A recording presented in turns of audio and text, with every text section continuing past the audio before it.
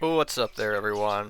Antiochos Megas here with a replay 2 versus 2 31K. Sadly, this is one of the battles I did not record live. This battle was fought a couple days ago. It features myself, Antiochos Megas with the Seleucids, of course. I've got Ozzy here, an old friend of mine from back in the beginning days of Rome Total War, late in 2014, early 2015.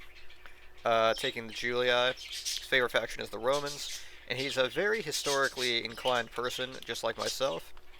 And I guess he really likes the late Roman Empire a lot, so they were a lot more equestrian than they were earlier on, so he puts his general in the cavalry unit, maybe like Flavius Aetius or something like that. Um, Enemy team has Sultan Adnan, who's going to be Pontus. Can't see his army yet, but he goes for 4-foot archers, 5 scythe chariots, and 1 Pontic light cavalry.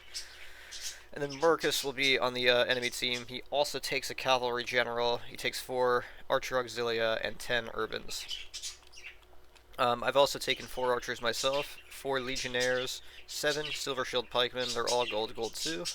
The legions are just gold, gold. The cataphracts are gold, gold 1. I think the general is going to be gold, gold 2. And then I took a general's armored bodyguard right here, just gold, gold, but very expensive. So I wanted to upload this replay for a number of reasons. It was a surprising result. It had a lot of ups and downs.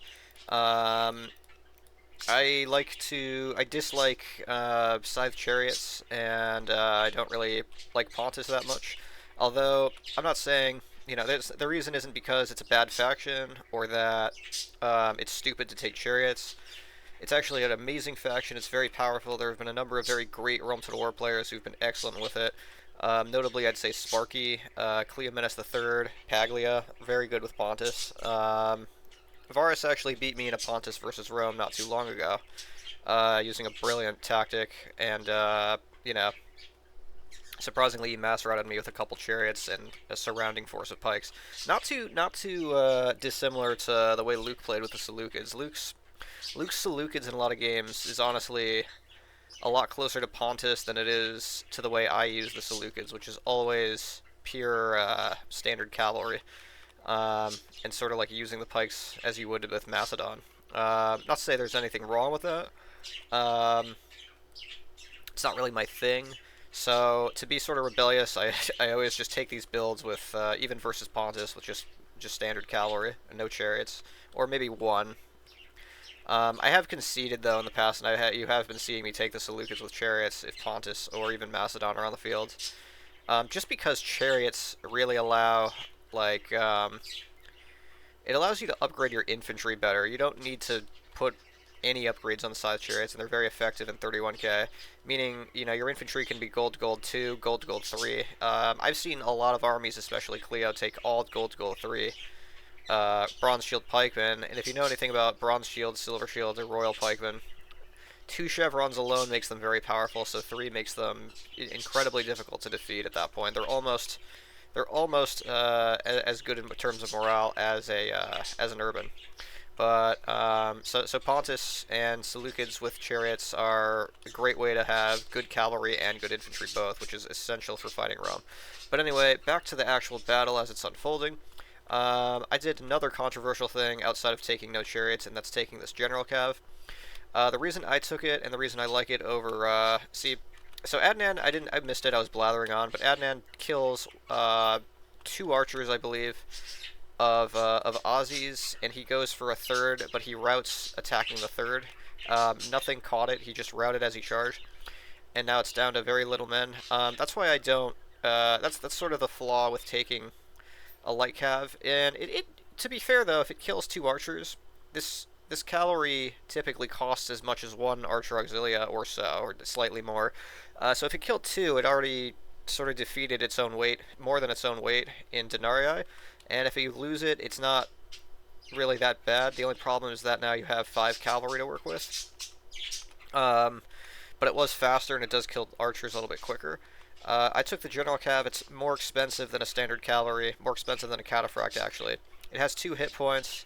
It is sort of it's hard to say what to call. It's just like a very fast, heavy cav unit at half strength with hit points. So it's very durable throughout the whole course of the battle as long as you don't lose it prematurely.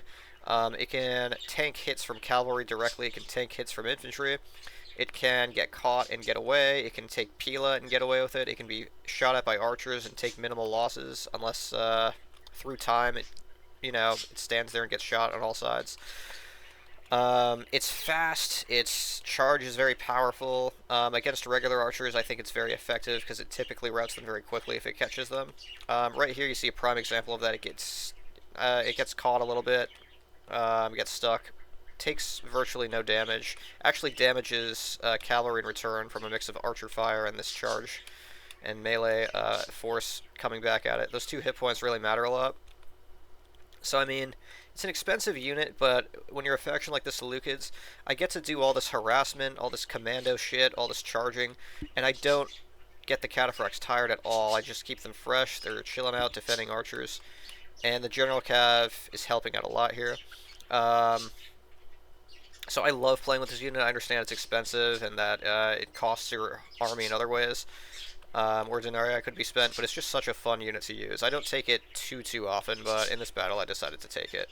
I think it's just fun. It does what a light cav does, but it's more durable, and in a pinch it can do what heavy cav does, as long as it's supported. So I don't think it's necessarily a useless unit.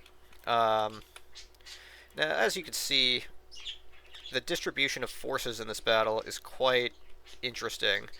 I've got 4 Silver Shield Legions sort of guarding the left flank of Ozzy, in addition to 5 cataphracts with archers in support. I'd say that we're doing surprisingly well in the Archer War, all things considered, because Ozzy sort of mismanaged his archers. Nobody was defending them against that Pontic light cavalry, which is still alive right here. Took out 2 of those archers. So if Adnan loses this unit, it's already been a good trade-off in money for him. The biggest archer force we have are mine, which is 4 regular archers. All things considered, they haven't taken really any tremendous losses. 1 or 2 of them are still in very healthy numbers, and we have done pretty decent damage to their archers already. Just keep in mind, even though we have legions, we still have enough pikes that archers are very important in this battle. And if you've ever played Pontus versus Seleucids, you'll know how critical archer dominance is, because these pikemen are very vulnerable to missile fire, as great as they can be if they're gold 2 or higher. It's something to keep in mind. And I'm basically going to capitalize on this general to make me a little bit better able to rush. And I've only got 3 pikes on this flank, with 3 cavalry from Markus backing him up, in addition to scythe chariots sort of surrounding my position, which is a very clever placement of those scythe chariots here. The general's bodyguard is going to keep harassing the regular archers. This unit is very effective against these regular archers because their morale and stamina aren't good, and the morale and stamina of my cavalry is very good. So, in addition to the hit points and stuff like that, and its charge bonus, it makes light work of regular archers pretty well. Against elite archers, this general cav tends to struggle a little bit just because it's down in numbers a lot, and its advantages don't matter as much against something like slingers or cretans or something, unless they're tired or something, and the cav can catch them, of course. So I'm seeing that it's pointless to keep chasing Adnan out into the deep and overextended beyond the protective envelope of our other forces, so I sort of just chill. He has definitely been shooting my pikes with his archers. As you can see, we've taken some losses on a couple of units. So I'm going to just get this archer up here and start doing the same thing to him to even out the archer attrition. So over here, so because I've done this though, I do risk getting cut off. I risk letting Ozzy get overwhelmed by superior infantry here. We've got 7 pikes from Adnan, in addition to, it looks like 5 urbans on both his wings, with chariots everywhere that are poised to sort of overwhelm him.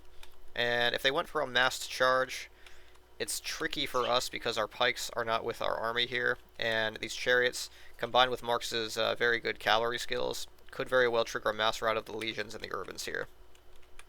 Um, that being said, we do have a very strong force that can countercharge, and chariots against blobs of cataphracts or blobs of praetorians, unless they're all being used at once and attacking from a lot of angles and maybe some infantry supporting them, they probably lose to cataphracts if they get charged by them. So as I pull back, Adnan's going to position himself so that he's keeping a constant distance near me. I've got a little urban here in support of the pikes. Rusting up that general's bodyguard is already fresh. Cataphracts haven't moved much, so they're fresh. Got the legions here sort of screening the flank of Ozzy, just keeping the archers back, dissuading, making it more difficult for them to try to surround us or shoot us from the flanks. The vulnerability with this is that if Markus chose to rush, then the legions have to pull back, and as they're pulling back, they could get charged, they get attacked by chariots, they would rout pretty easily. So Ozzy would have to be very proactive with his cavalry to ward off any kind of attempts like that. But they decided to sort of keep their distance. I think they're trying to play their archers out a little bit more. But they're struggling to get a clear archer advantage over us. My pikes have taken decent losses from pure archer damage so far, so that's good for them in this infantry war. Again, they're just adopting a very field-dominant approach here. We kind of have a box kind of going on. They have a encirclement going on a little bit on their left, but it's nothing that I'm uncomfortable with, really. I think the best bet for them is to maybe, if I go forward like this, Markus can bring his infantry in, and they could sort of cut these pikes off and try to rout them. But if I would do that, if I were them doing that, I'd make sure that I have a formidable force of cavalry, because I'm going to move in these cataphracts and keep these archers here to keep those chariots back. My general charges with the pikes, and as you can see, he hits a pike front on and sort of just runs past it, routing these two archers, which is really good for us in the long run here. And there's a huge overmatch here. Adnan just doesn't have the pikes to really defend himself, so he's going to send chariots in to try to stem the tide. Markus is going to send his praetorians in. I'm going to quickly try to surround with pikes and do hammers and anvils with my general. On the other side, I'm going to try to get my pikes to sort of defend my back line. Cataphracts charge a chariot and rout it quickly. And then they proceed to Marcus's cav. Markus tries to hold me off with one of his praetorians, and he wants to go for a mass rout of my infantry. Right here, one of Adnan's pikes is down. Adnan's cavalry, Marcus's cavalry behaves a little bit strangely. They do really nice kills to my infantry, but they lose 2 cavalry, basically, in their efforts doing that. General's bodyguard is still alive, did not rout that pike that it tried to smash into. And that attack from them failed. The battle isn't decisively concluded. On the other side, I didn't even see this during the battle. I just left flame arrows on all archers, thinking that they would probably try to push aggressively in a general sense. And I just left it at fire at will mode, and it caught Adnan's chariot, I guess, because nothing attacked this chariot. It's at full numbers. It must have been flame arrows, so that was a nice little accident that happened. I guess it was a wise gamble of me to just turn flame arrows on everything and just auto fire. So I didn't realize this in this battle. I'm just seeing this in this replay now. So Adnan has 3 chariots to work with. He didn't get to use one of them. It's very unfortunate for him. But he still has 3 chariots, so they could still mass rout us at any moment. Their infantry is still definitely strong enough. Keep in mind, Rome has not really taken any losses outside of just a couple cav. So we've survived their first attack. They definitely have, like, an offensive advantage against us.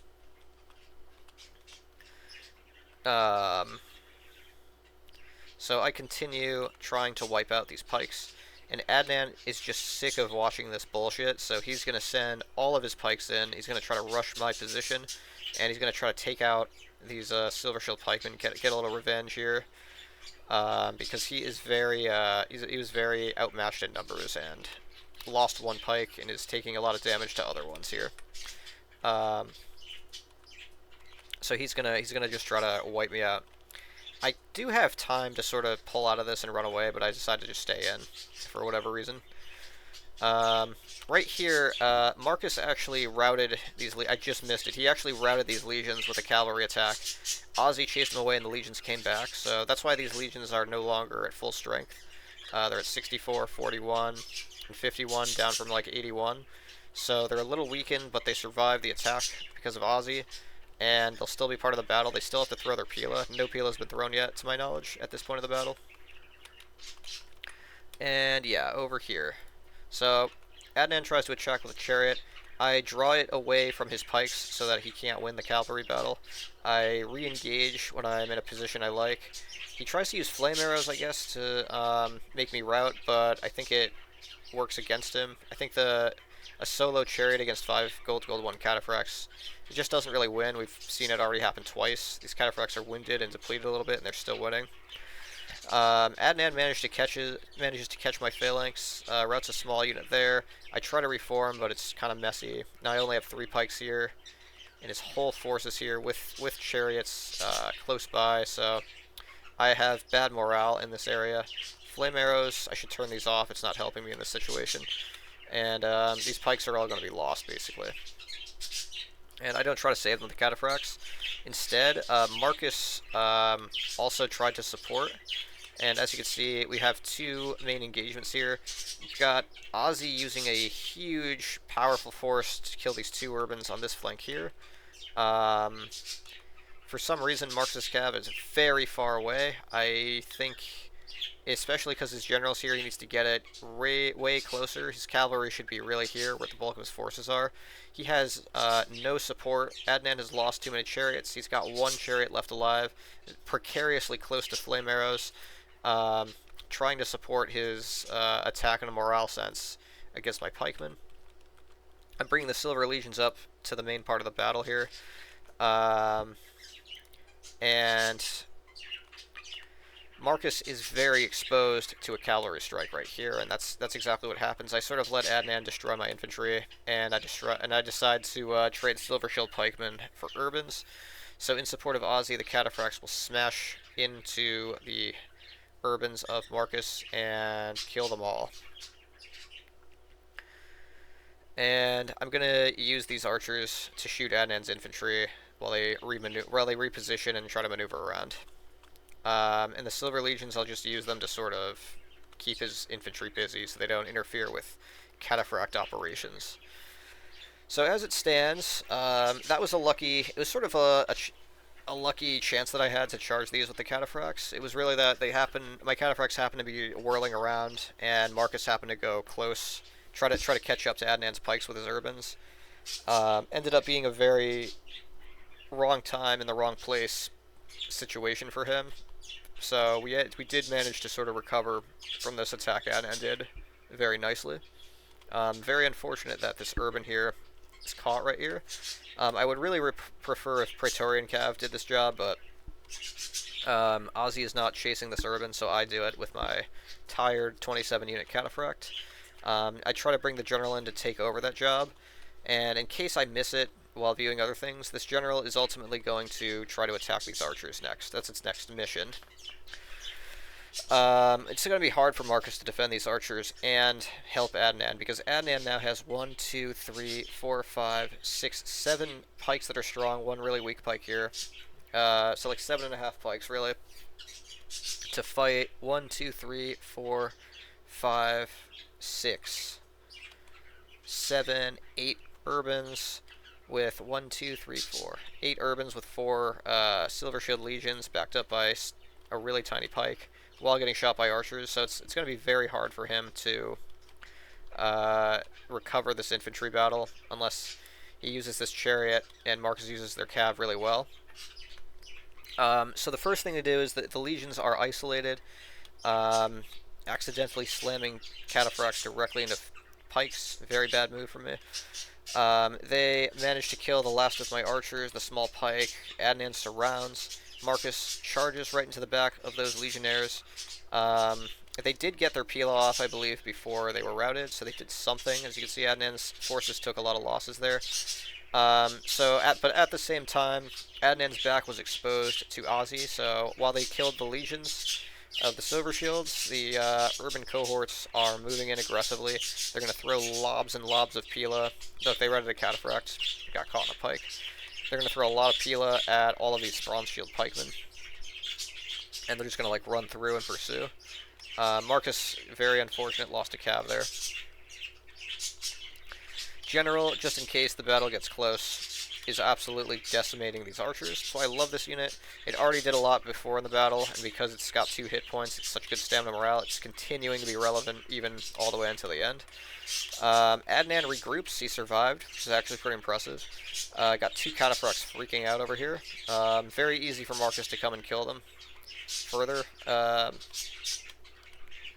they do this really nice attack here. I really like what they did here. We were messing around over here. They hammer an anvil with just cavalry and a chariot. Ozzy's infantry, and they're going to rout a lot of units. Ozzy comes in with a very aggressive counterattack. Adnan's very last chariot is now smothered, and it's going to have a very hard time getting it out. It routs, but they managed to kill 4 urbans of the enemy, which is really good. However, I think it's a little bit too little too late. Markus tries to do a little slice charge against the cataphracts, but it looks like it got blocked and stopped before it really did too much damage.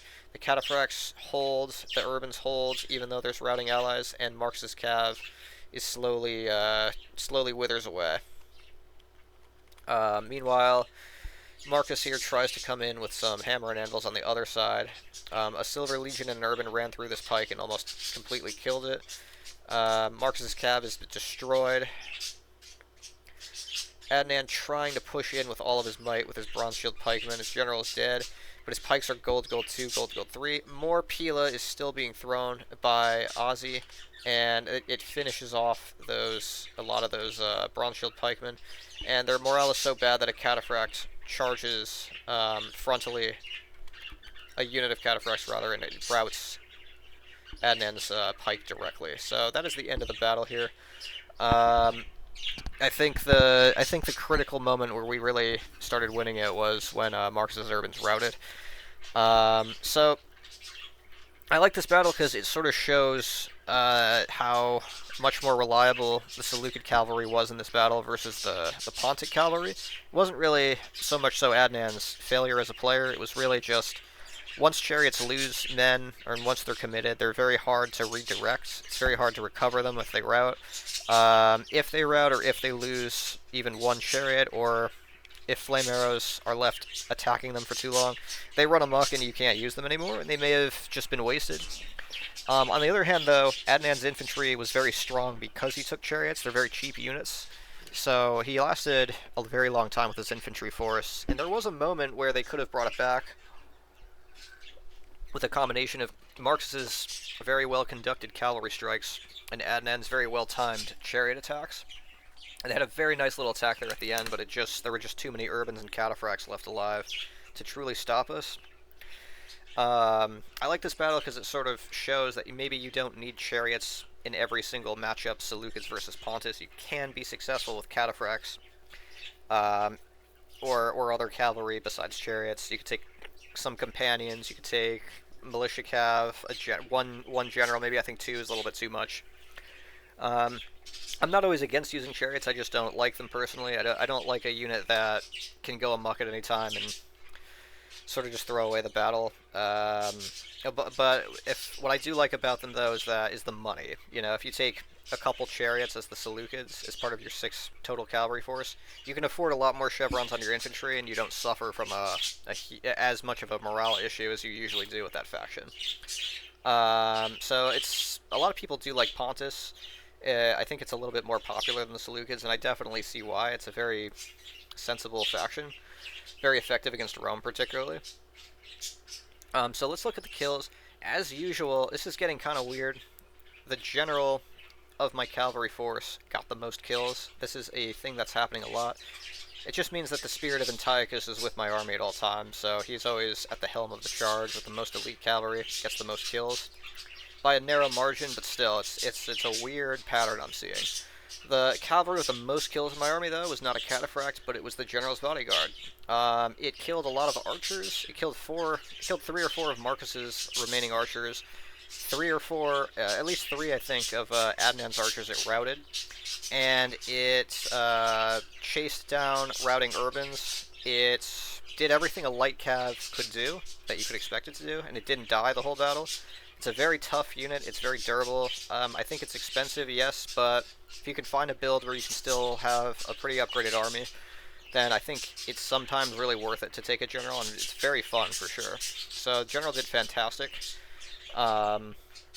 Silver Shield Pikemen, most of them didn't do well kills-wise, but they held strategic value throughout the battle.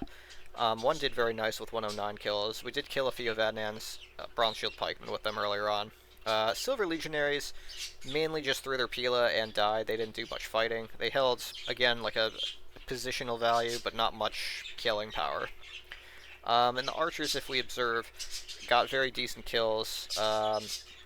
You know, it looks like they just exchanged very well. This one Archer may have gotten...